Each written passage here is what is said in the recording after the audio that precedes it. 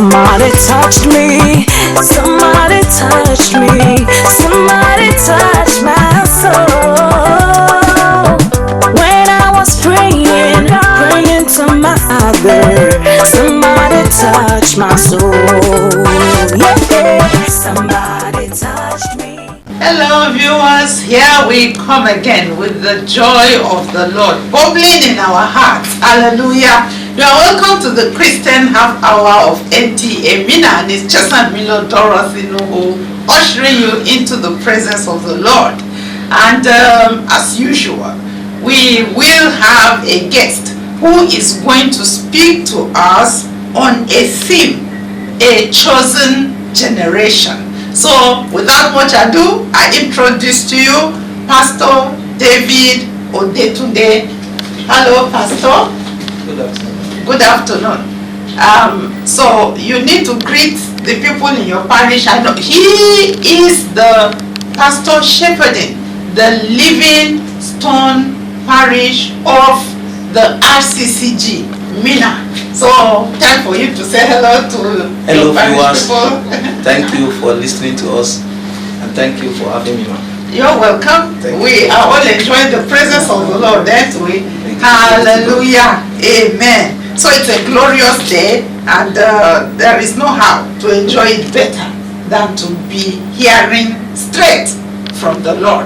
And as we continue, I pray the Holy Spirit ministers to you where you are in the name of Jesus.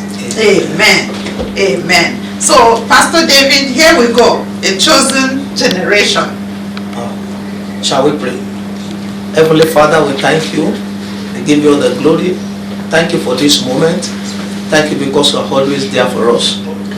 By the word, heaven and earth were created. Oh, yes. Lord, we pray that as your word go forth this hour, let there be miracle of creation. Amen. In the name of Jesus. Amen. Let sinners be turned to saints. Amen. Let barren conceive. Amen. Let the sick become healed. Amen. And become whole again. Amen. All this to the glory of your holy name. Amen. In Jesus' mighty name we have prayed. Amen. Hallelujah. Glory to God. Hallelujah.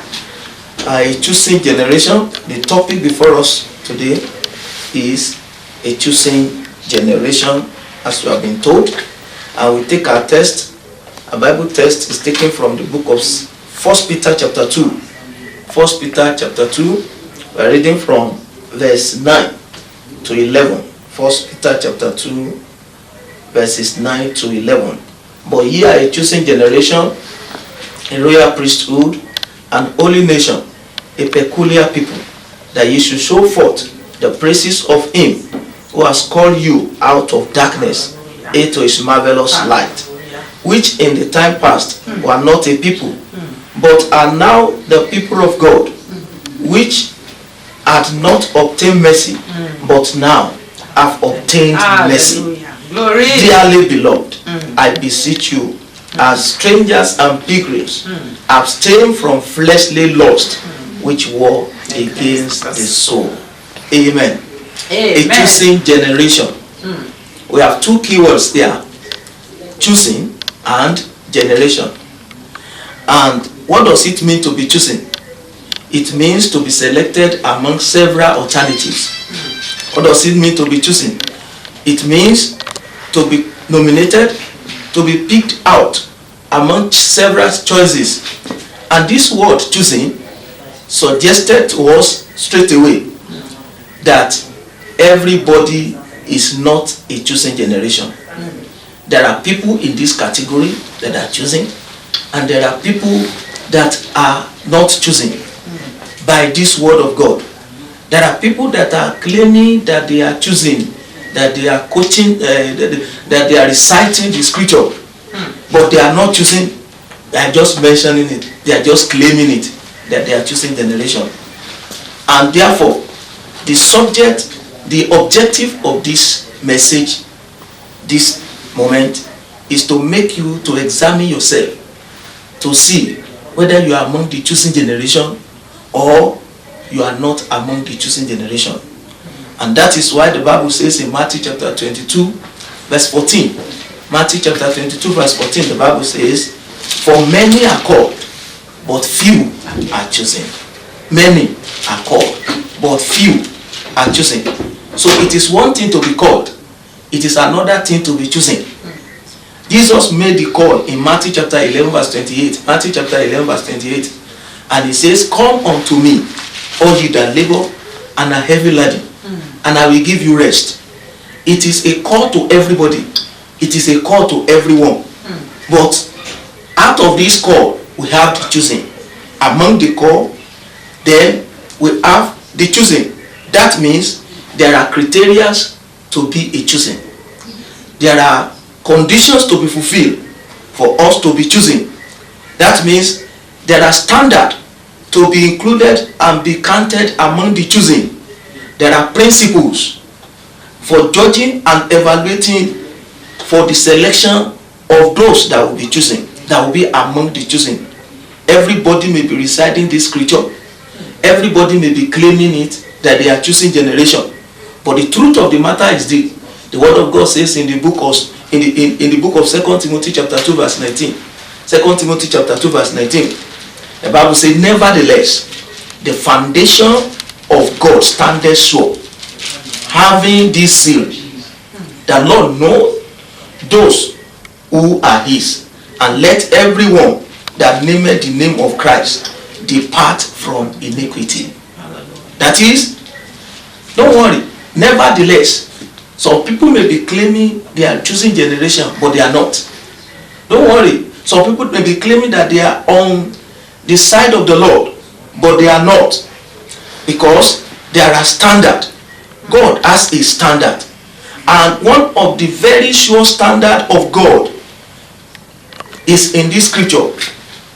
For you to be included among the chosen, the very standard of God is to depart from iniquity, departing from ungodliness, departing from sin, departing from unrighteousness. That is the standard of God. The second key word in this phrase, a chosen generation, is generation itself. Generation. The word generation here can be in two ways.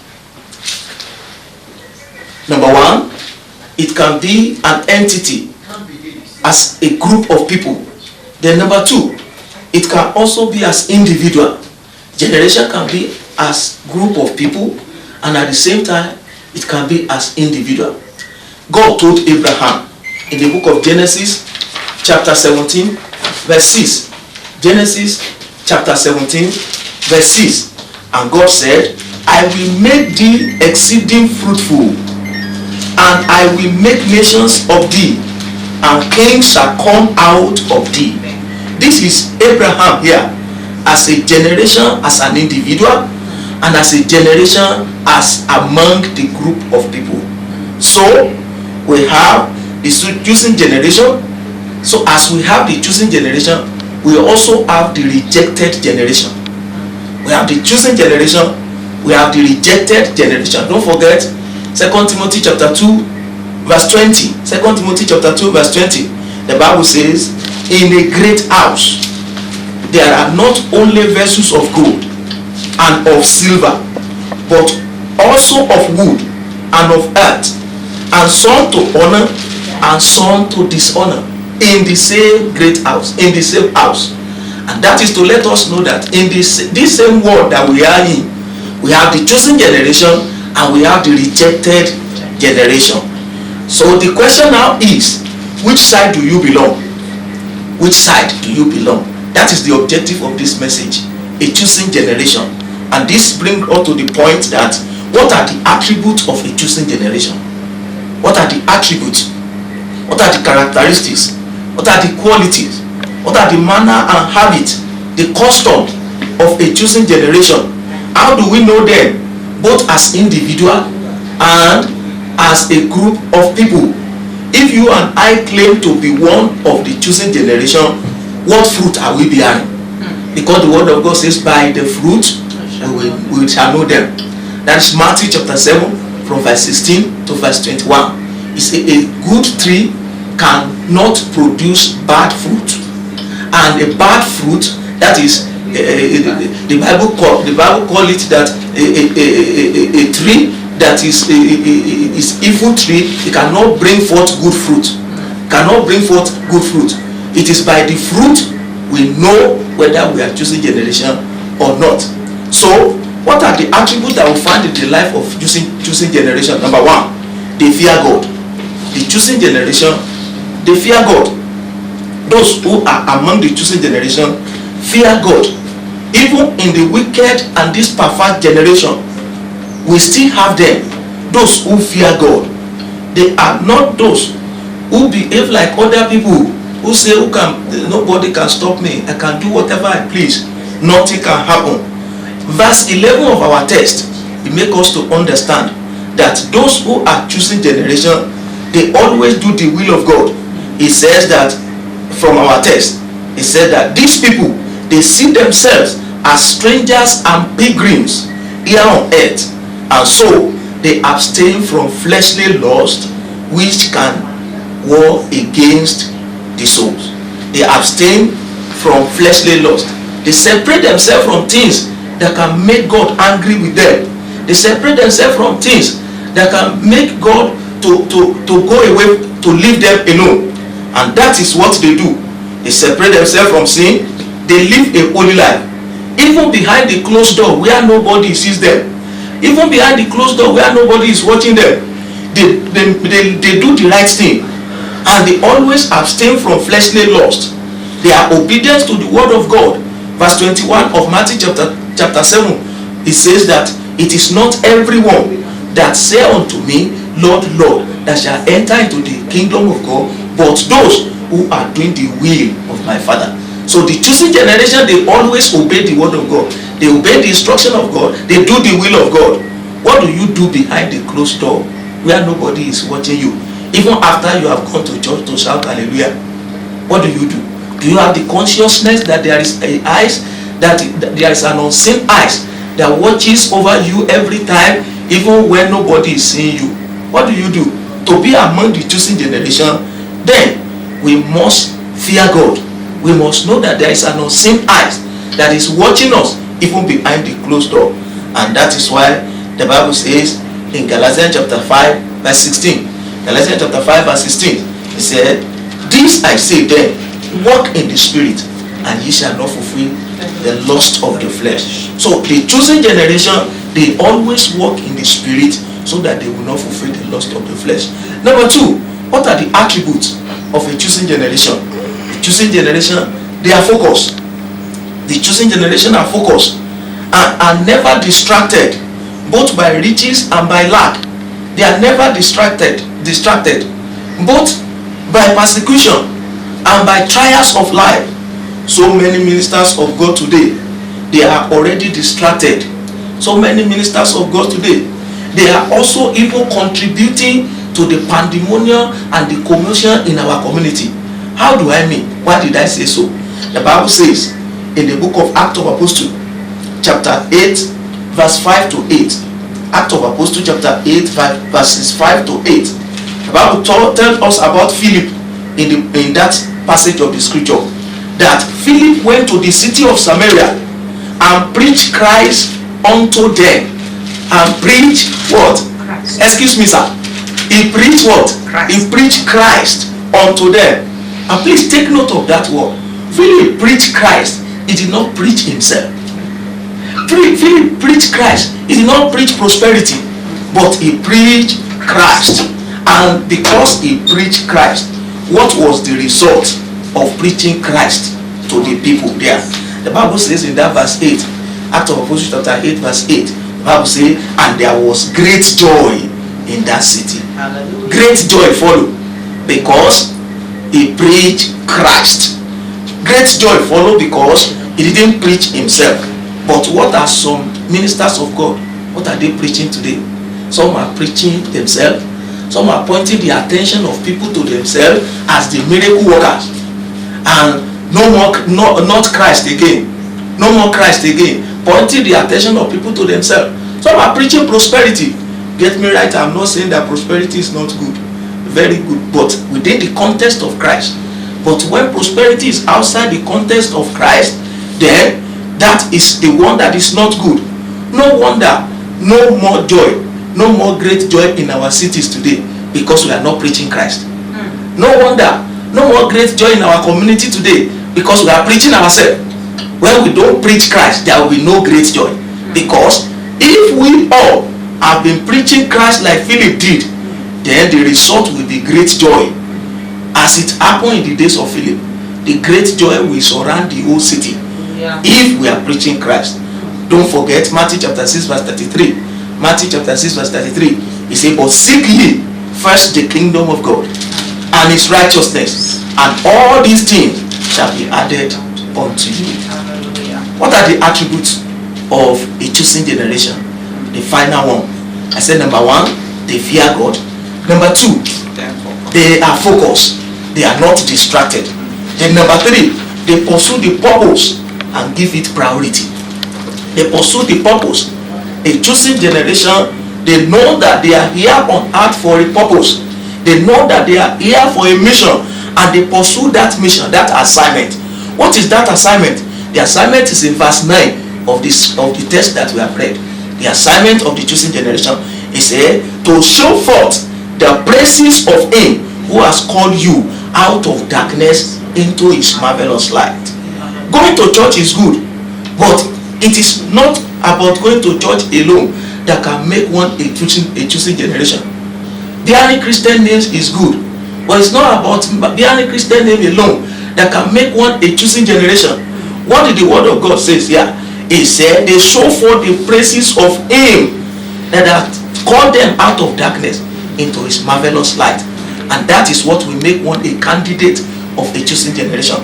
Christianity is the physical expression of the life of Christ in you. Physical expression of the life of Christ. In the office, expressing Christ. In your place of work, expressing Christ. In the marketplace, expressing Christ.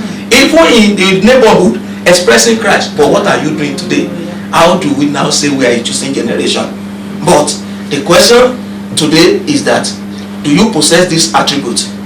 Do you fear God and live a holy life even behind the closed door? Have you not been distracted? Do you still have that heavenly focus? What purpose are you pursuing? What purpose are you pursuing in your day-to-day activity? And that is to let us know that if we are not among the choosing generation, the objective of this message this day is to make us to check ourselves, examine ourselves, and then becoming one of the choosing generation.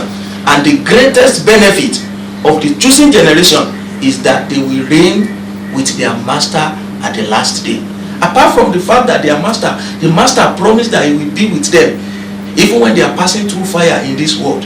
The fire that this world is talking about is not, it may not necessarily be physical fire like the one of Shadrach, Meshach and Abednego, but the challenges of life, the unanswered prayers, the persecutions, the unpalatable situation that we are passing through.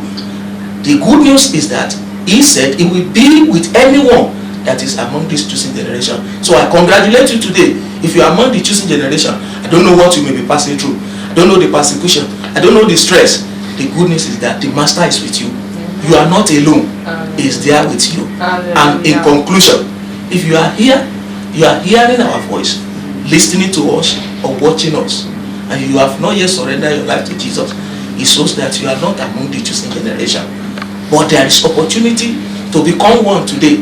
There is opportunity for you to be enlisted in the register of the choosing generation today. Today, there is still room. Tomorrow may be too late. So if you are there, you want to surrender your life to Jesus so that you can be among in the list of this choosing generation, I would like you to pray with me and say, Lord Jesus, I call you into my life today, and I ask that you come and take over my life. I accept you as my Lord and my personal Savior. As from this day, I become yours, and let your blood wash my sins away. In the name of Jesus. Thank you, Father. In Jesus' mighty name we have prayed. Amen and amen. Hallelujah. Praise the Lord. Hallelujah. I'm a chosen generation. I am a chosen generation. Oh yes, because we must make that rapture. Right? Yes. Honestly, because I mean we shall reign. We reign We reign. Even right here, we are reigning. Hallelujah. Amen. And if you've just given your life to Christ, please get in touch with us so that we can give you resource materials that will help disciple you and then point you to the right church where you will get groomed as a disciple and as a chosen generation. Praise the Lord. Hallelujah. Amen. Amen. I know that we had a conversation about Holy Communion earlier. Yes. Yes. Yeah, so as usual, we expect that you have your communion ready, because we're going to task the pastor, to lead us through the Holy Communion. Yeah.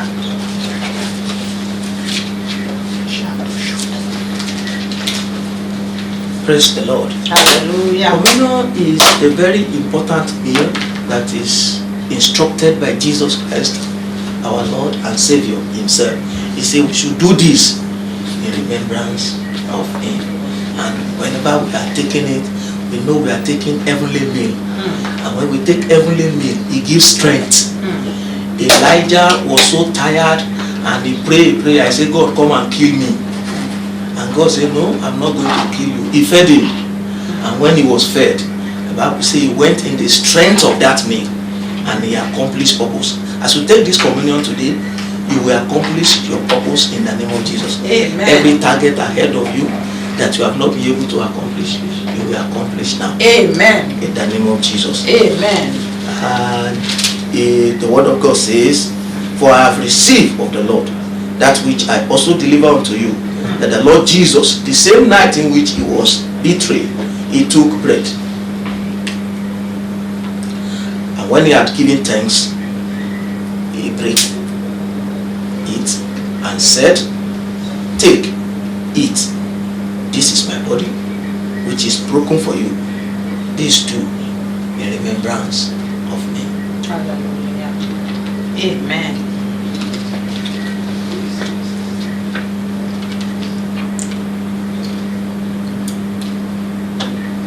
You are there with your own wine, please carry it down so that we can drink it together as one. After the same manner also, he took the cup when he had supped, saying, this cup is the New Testament in my blood. This do ye as often as ye drink it in remembrance of me.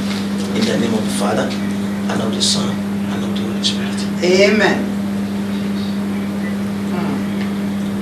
Hallelujah. Glory to God. Hallelujah. Amen. There are many benefits in Holy Communion, and Yes. because he said that he's the bread of life. Yes. And we just ate The bread. of life.